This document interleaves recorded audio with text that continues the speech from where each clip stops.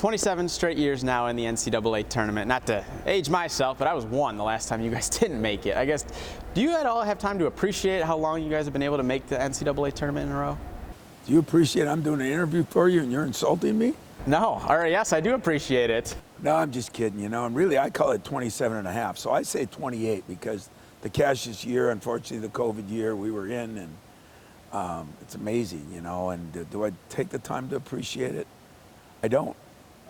That's what retirement or death is for. You think about things that you didn't do. But right now, sights are set on something else. But when I do talk to guys that, Roy Williams of the world, or, even coaches that are still coaching, I start realizing that, we've done some pretty incredible things here. And it's because of our staff and it's because of my players. I'm just kind of, I'm part of it, but not the biggest part. Yeah, what is it about the program where you think that has been able to happen, the consistency of making it so many years in a row? Well, I'm hoping that I'm still driving it, and I'm hoping that the former players are still addressing it and demanding it, and I'm hoping the current players want to play for the players that played before them, because that means everybody's on the same page, and what they've accomplished should be goals for others to accomplish or even go farther than. And, it's kind of interesting having Jace Richardson on the team. His dad accomplished some pretty good things here. 2-year stint, 2 Final Fours, 2 Big Ten championships.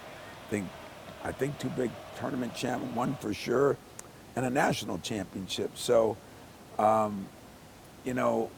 he's lived it. Other guys have heard about it. How about that hustle in the backcourt? Bamba almost got the steal. Richardson ahead. Yes.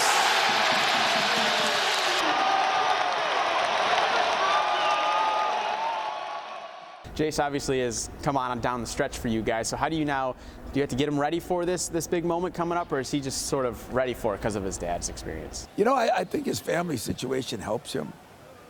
He's never looked like a guy that's too big for the moment, which is pretty cool.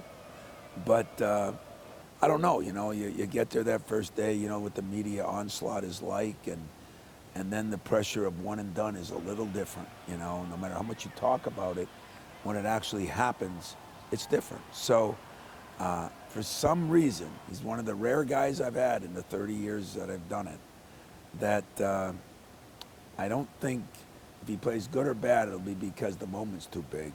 I think it's because he'll play good or bad. When it comes to taking on Bryant, when you've looked over the film of them, they rank top 20 in scoring. What is something that stands out or makes them a big challenge for this group? Well, that's one. Fast pace. Got 4 guys that can get it and go with it. They have clones. They're a bunch of 6'6" to 6'8" guys with a 6'11" center, but very big team. Great offensive rebounding team. One of the things we've been good at over the years. They're averaging, I think, 13 and a half, 14 offensive rebounds, which is phenomenal. Very well coached. I know the coach, his dad, real well, and the son is a prodigy of him, and he's a very good coach. So they got all the ingredients, and you're sitting with a guy who's, lost a 2-15 game. You're sitting with a guy who's watched a good friend of his lose a 1-16 game. Things have changed in the last 10 years, and no lead is safe, and no game is safe, and so I still won't sleep. I'm getting back to a deeper run in this tournament, and I'm going to die trying.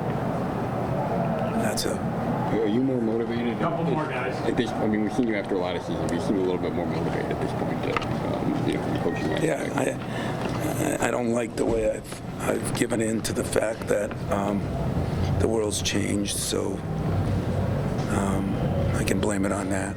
Last year, at the end of the season when it ended, you said in Charlotte, you're getting back to a deeper run in the tournament or you're going to die trying. I know that obviously doesn't just happen now. You're going to start die trying. That starts in the offseason, building the team, the chemistry. What is it about this group that can set them up and make a deep run in this tournament now?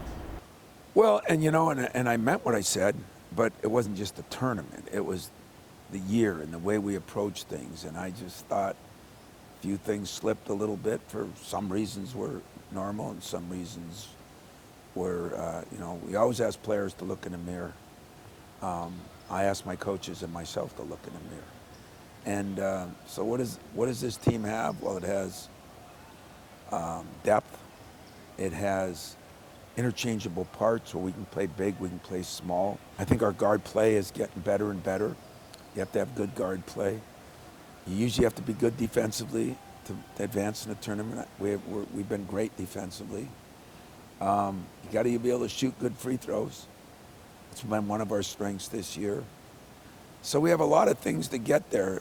The problem is they got to happen every single time you play, because our margin for error is less than most teams I've had, but we've sustained that most of the time. And the loss to Wisconsin, we came back and showed them moments on offense and defense that we could have maybe won the game, and hopefully we'll learn from that. It's about winning the weekend, right? Winning the weekend. That's the new motto now as you get here, and that puts even more pressure on you. I first got the job, and that's all it was, man, if I could just win an NCAA game. And that time has passed.